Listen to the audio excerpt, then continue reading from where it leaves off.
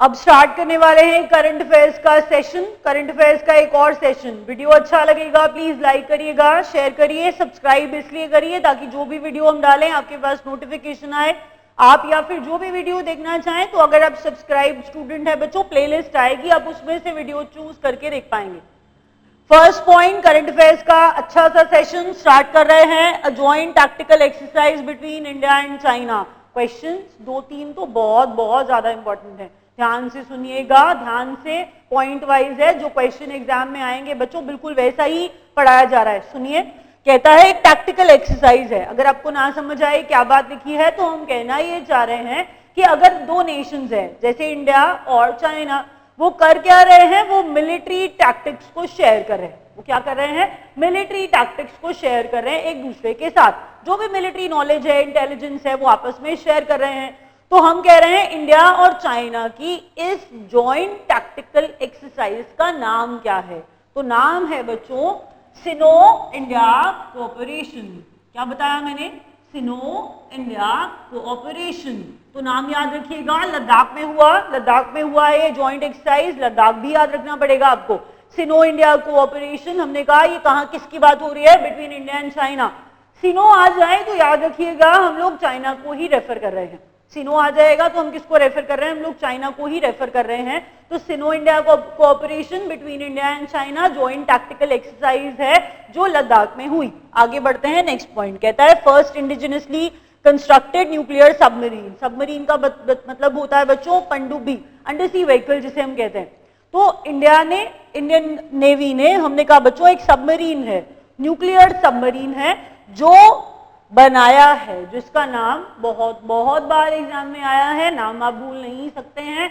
ये अभी latest recent है, याद रखिए, आईएनएस अरिहंत। किसकी बात कर रहे हैं हम लोग, आईएनएस अरिहंत की।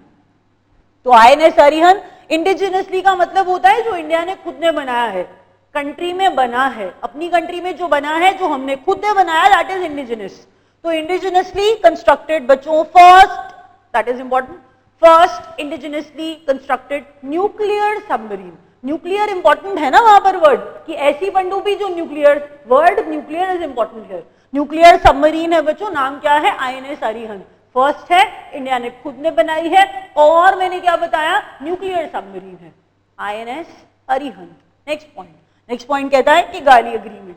बच्चों किगाली एग्रीमेंट में किगाली क्या है, Kigali is the name of a place, it is in Rwanda, Rwanda Africa. हम बात कर रहे हैं बच्चों रवांडा में, किगाली एक जगह का नाम है, किगाली एग्रीमेंट है। तो जो किगाली एग्रीमेंट है वो एक्चुअल में ना अमेंडमेंट कर रहा है, वो थोड़ा बहुत मॉडिफिकेशन कर रहा है, बट वो मॉडिफिकेशन किस में कर रहा है, that sort of question can be asked in the exam. कहता है कि किगाली एग्रीमेंट किस एग्रीमेंट के अंदर मॉडिफिकेशन कर रहा है, तो वो अमेंडमेंट कर रहा है बेसिकली मॉन्ट्रियल एग्रीमेंट के अंदर। किसके अंदर बच्चों, मॉन्ट्रियल प्रोटोकॉल के अंदर। किसके अंदर, पहले पूरी बात सुनिए, बात क्या चल रही है, मॉन्ट्रियल प्रोटोकॉल कहां से आ गया। देखिए, अगर हम बात करेंगे मॉन्ट्रियल प्रोटोकॉल की, एनवायरमेंट से ही रिलेटेड होगा, एनवायरमेंट को बचाने से ही रिलेटेड बात चल रही होगी। हम कह रहे हैं हम कुछ और बात जोड़ रहे हैं। हम बात क्या जोड़ रहे हैं, आप देख रहे हैं क्लाइमेट में बहुत जल्दी बहुत ज्यादा चेंजेस आ रहे हैं, ग्रीन हाउस गैसेज हम लोग बहुत ज्यादा प्रोडक्शन हो रहा है। बात ये चल रही थी कि किगाली एग्रीमेंट के अंदर, जिसमें 170 नेशंस एक डिसीजन पे आकर के एक साथ, एग्रीमेंट के साथ एक साथ किसी चीज पे रेडी हो गए। वो रेडी हुए इस बात पर, जिसमें मेनली वो फोकस कर रहे थे कि हाइड्रोफ्लोरोकार्बन HFCs को फेज आउट किया जाएगा। किसको फेज आउट किया जाएगा, HFCs को फेज आउट किया जाएगा। याद रखिए ये इंपॉर्टेंट बात है, HFC का फुल फॉर्म आपसे पूछा जा सकता है बच्चों, HFCs हाइड्रोफ्लोरोकार्बन। एक minute, Kigali agreement, Kigali Rwanda में है। किगाली एग्रीमेंट में मॉन्ट्रियल प्रोटोकॉल के अंदर अमेंडमेंट्स किए गए हैं, कुछ चेंजेस किए गए हैं। मॉन्ट्रियल प्रोटोकॉल किस बारे में होगा, एनवायरमेंट से ही रिलेटेड है। ग्रीन हाउस गैसेस जो बहुत ज्यादा निकाल रहे हैं, प्रोडक्शन बहुत ज्यादा हो रहा है, क्लाइमेट पे इसका क्या असर पड़ रहा है, ये सारी चीजें किगाली एग्रीमेंट ने मेनली जो जिस चीज पे फोकस किया है वो है वो मैंने आपको बताया, HFCs को फेज आउट करना है। इसका कंजम्पशन और प्रोडक्शन दोनों को क्या किया जाएगा बच्चों, रोका जाएगा। हाइड्रोफ्लोरोकार्बन, हाइड्रोफ्लोरोकार्बन, HFCs भूलेंगे नहीं आप, बिल्कुल भी नहीं, ये फुल फॉर्म इंपॉर्टेंट है। हाइड्रोफ्लोरोकार्बन, जिसको फेज आउट करने पे किगाली एग्रीमेंट में बात की गई है। किगाली कहां पर है, रवांडा में है। आगे बढ़िए, नेक्स्ट पॉइंट कहता है international day for eradication of poverty. International day for eradication of poverty. Poverty को क्या करना है बच्चों, इराडिकेट करना है, हटाना है, तो गरीबी हटानी है। डेट 17 अक्टूबर, डेट क्या है बच्चों, 17 October, international day for eradication of poverty 17 October, date important है। जीएसटी ये पढ़ चुके हैं, बहुत बार पढ़ चुके हैं। हमने कहा the goods and services tax, जो इनडायरेक्ट टैक्स रिजीम का पार्ट है, इनडायरेक्ट टैक्स का पार्ट है, जो 1 अप्रैल 2017 से लगाया जाएगा, मतलब 1 अप्रैल 2017 से ये बात चल रही है। ये बात हम पहले भी कर चुके हैं कि हमने कहा goods and services tax, the goods and services tax जो 1 अप्रैल 2017 से लगाया जाएगा, इनडायरेक्ट टैक्स की बात कर रहे हैं। इंपॉर्टेंट बात बच्चों यहाँ पर क्या है, जिसकी बात हमने अभी तक नहीं की है, वो इंपॉर्टेंट बात यह है कि जीएसटी का बेस ईयर क्या होगा। जीएसटी का कि किसको बेस ईयर मान करके, किसको बेस ईयर मान करके हम आगे क्या करने वाले हैं, कैलकुलेशन करने वाले हैं। बच्चों हम बात कर रहे हैं बेस ईयर 2015-16, याद रखना है, बहुत कंफ्यूजन आएगा, देख लीजिएगा 13, 14, 14, 15, 15, 16, 16, 17, कुछ भी ऐसा करके लिखा जाएगा, आप कंफ्यूज हो जाएंगे। 15, 16 ये रेंज है, ये मैंने लिखा है, बार बार बोल रही हूं, जीएसटी के लिए बेस ईयर 15-16 को बनाया गया है, प्लीज याद रखिएगा। Next point, Indian navy has received a new water jet fast attack craft. Indian Navy ने कमीशन किया है water jet fast attack craft, water jet fast attack craft, ये याद रखिएगा। नाम है तिहायु। बच्चों नाम क्या है, तिहायु। अगर आ जाए क्वेश्चन कि तिहायु क्या है, तो तिहायु क्या है, water jet fast attack, water jet fast attack craft, Tihayu याद रखिएगा। इंडियन नेवी ने एक तिहायु नाम का water jet fast attack craft क्या किया है, रिसीव किया है। आगे बढ़ते हैं बच्चों, नेक्स्ट पॉइंट कहता है सिख अमेरिकन एक्टर आफ्टर हुम a day was named in New York. Indian, मैंने क्या बताया था बच्चों, बात ये चल रही थी कि एक सिख अमेरिकन एक्टर हैं, क्या हैं, एक सिख अमेरिकन एक्टर हैं जिनके नाम पे डे अनाउंस किया गया है। ये चीज इंपॉर्टेंट है, अच्छी है। नाम है उनका वारिस आलूवालिया। नाम क्या है बच्चों, वारिस आलूवालिया। मैं नाम लिख रही हूं, ध्यान से पढ़िए, वारिस आलूवालिया। अब वारिस आलूवालिया देखिए, नेम इंपॉर्टेंट है, एट द सेम टाइम आपके लिए डेट भी इंपॉर्टेंट है ना। हम बात कर रहे हैं 19 अक्टूबर की। बच्चों 19 अक्टूबर को वारिस आलूवालिया डे अनाउंस किया गया है न्यूयॉर्क में। That is also important for us. एक सिख अमेरिकन एक्टर हैं जिनके नाम पर एक डे अनाउंस किया गया है, जिनके नाम पर एक डे को, मतलब जिनके नाम पे एक डे बनाया गया है, वो नाम पूरा सिख एक्टर का, सिख अमेरिकन एक्टर का वारिस आलूवालिया, और डेट 19 अक्टूबर। तो 19 अक्टूबर को वारिस आलूवालिया डे अनाउंस किया गया है न्यूयॉर्क में।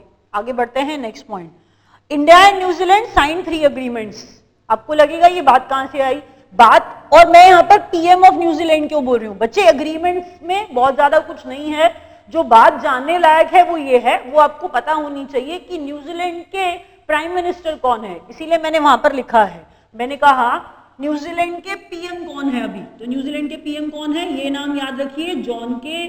कुछ जगह पे आपको वो जॉन की बुलाते हुए सुनेंगे, आप नाम याद रखिए बस, John Key, that's the name of the person, he is the PM of New Zealand. PM New Zealand के जॉन के, याद रखिए नाम। नेक्स्ट है Man Booker prize. Man Booker prize एक लिटरेरी अवार्ड है, इंग्लिश लैंग्वेज में एक नॉवल को दिया जा रहा है, इंग्लिश लैंग्वेज के लिए, इंग्लिश लैंग्वेज में बेस्ट नॉवल को दिया जा रहा है बच्चों मैन बुकर प्राइज। तो मैन बुकर प्राइज इस बार किसको मिला है और किस बुक के लिए मिला है, that is very very important for us. सबको छोड़ दीजिए एक तरफ और ये क्वेश्चन एक तरफ। पूछा जाने की पॉसिबिलिटी बहुत हाई है। मैन बुक प्राइज अभी मिला है बच्चों पॉल बेटी को। किसको मिला है? पॉल बेटी को, और वो उनके नॉवल द सेल आउट के लिए पॉल बेटी को मिला है।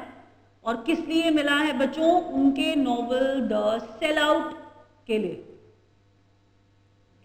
इंपॉर्टेंट क्वेश्चन है, इंपॉर्टेंट पॉइंट है। Paul Beatty the Sellout is the name of the novel जिसके लिए पॉल बेटी को मिला है Man Book prize. Next point, World Bank doing business 2017 equal opportunity for all report. कहता है ease of doing business report कौन बनाता है? आपसे कोई ऐसा क्वेश्चन पूछ लेता है तो आपको आंसर करना पड़ेगा, आप इससे रिलेट करिए। Ease of doing business report, ease of doing business report कौन बनाता है? ये बात अच्छी है, प्लीज भूलिएगा मत, सारी चीजों को हम वर्ल्ड इकोनॉमिक फोरम से नहीं जोड़ सकते हैं। Ease of doing business report बनाता है वर्ल्ड बैंक।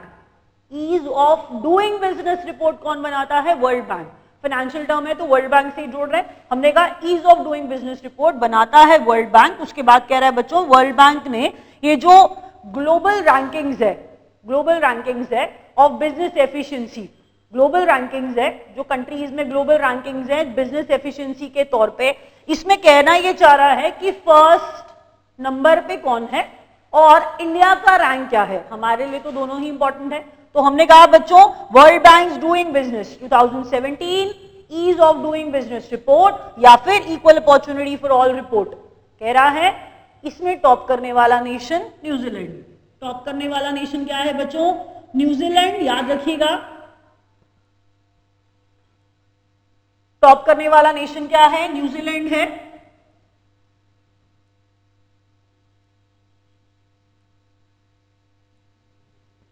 इंडिया का रैंक इसमें 130th है। इंडिया का रैंक क्या है बच्चों? इंडिया का रैंक इस रिपोर्ट में 130th है। याद रखिए इंडिया का रैंक 130th। उसके बाद जरा आगे देखिए ग्लोबल जेंडर गैप रिपोर्ट। कहना ये चाह रहा था कि ये जो जेंडर गैप है, जेंडर बायस है या फिर आप ये कहिए जो जेंडर में गैप है, इन द सेंस फीमेल्स और मेल्स की बात हो रही है, फीमेल्स और मेल्स की बात हो रही है। अगर मैं कहूं कि इस रिपोर्ट में नंबर 1 पर आइसलैंड है तो इसका मतलब मैं ये कहना चाह रही हूं वहां पर जेंडर गैप सबसे कम है। वहां पर जेंडर गैप क्या है? मेल्स और फीमेल्स वाला जेंडर गैप सबसे कम है। प्लीज उल्टा मत समझिएगा बच्चों। ग्लोबल जेंडर गैप रिपोर्ट जो कौन बनाता है? World economic forum. Global gender gap report जो कौन बनाता है? World economic forum. और मैंने क्या बोला? ये वर्ल्ड इकोनॉमिक फोरम बनाता है इसको, रिपोर्ट को। और प्लीज ये चीज ध्यान रखिए इसमें कौन नंबर 1 पर है और इंडिया का रैंक क्या है बच्चों? नंबर 1 पर है आइसलैंड। नंबर कौन है? नंबर 1 पर कौन है? आइसलैंड। और इंडिया का रैंक है 87th। इंडिया का रैंक बच्चों मैंने क्या बताया? इंडिया का रैंक है 87।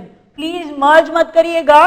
बिजनेस वाला इंडिया का रैंक 130th था, उसके बाद बच्चों ये जेंडर गैप वाला जो है वो 87th रैंक है। जेंडर गैप वाला बहुत ज्यादा जेंडर गैप है इंडिया के अंदर, 87 पर है, 87th नंबर पर है इंडिया। नेक्स्ट कहता है high level committee to monitor bird flu situation. बच्चों ध्यान ये रखिए bird flu avian influenza, bird flu avian influenza के नाम से भी जिसे हम जानते हैं, H5N8 के नाम से भी जिसे हम जानते हैं। कंडीशन सीरियस है, बर्ड फ्लू के केस में कंडीशन सीरियस है।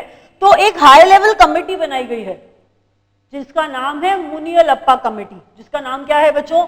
मुनियलप्पा कमेटी।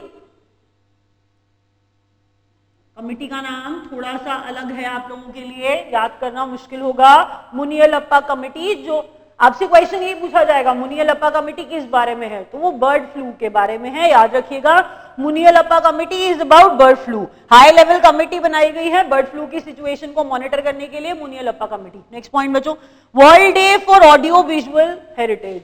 ऑडियो विजुअल कहते हैं कि 20th और 21st सेंचुरी को के बारे में जानने के लिए मूवीज एक बहुत अच्छा सोर्स है, या फिर प्रोग्राम्स जो बनते हैं वो बहुत अच्छा सोर्स है। उन्हें क्या करना है? उन्हें बचा के रखना है, तो वो बहुत अच्छा एक सोर्स है हमारे लिए मूवीज।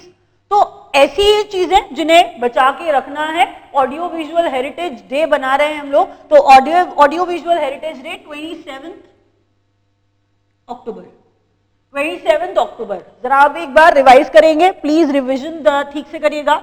कहता है जॉइंट टैक्टिकल एक्सरसाइज है बिटवीन इंडिया एंड चाइना।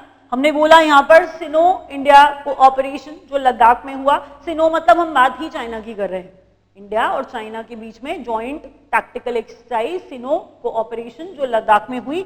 उसके बाद इंडिजिनियसली कंस्ट्रक्टेड एक न्यूक्लियर सबमरीन है जिसका नाम बताया था आपको INS अरिहंत। उसके बाद बच्चों Kigali is a place in Rwanda. Kigali agreement जो है वो बेसिकली मॉन्ट्रियल प्रोटोकॉल को थोड़ा अमेंड कर रहा है। एनवायरमेंट के बारे में बात हो रही है, लेकिन मैंने कहा कि गाली एग्रीमेंट में जिसमें 170 नेशंस मेनली एक बात पर आकर के अग्री हुए जिसमें वो HFCs को फेज आउट करेंगे। HFCs hydrofluorocarbon. आगे बढ़ते हैं, नेक्स्ट क्या कह रहा है, international day for eradication of poverty 17 अक्टूबर। उसके बाद कहता है बेस ईयर GST के लिए, goods and services tax indirect tax के लिए बेस ईयर किसको बनाया गया है, 2015-16 को। उसके बाद बच्चों इंडियन नेवी है जिसने एक water jet fast attack craft को अभी रिसीव किया है, INS तिहायु। नाम क्या है बच्चों, INS तिहायु। तिहायु याद रखिएगा क्या है, basically water jet fast attack craft है। आगे बात करते हैं, सिख अमेरिकन एक्टर हैं जिनके नाम पर न्यूयॉर्क में एक डे डिक्लेयर किया गया है, बहुत बड़ी बात है। डे है 19 अक्टूबर को डिक्लेयर किया गया है वारिस आलूवालिया डे।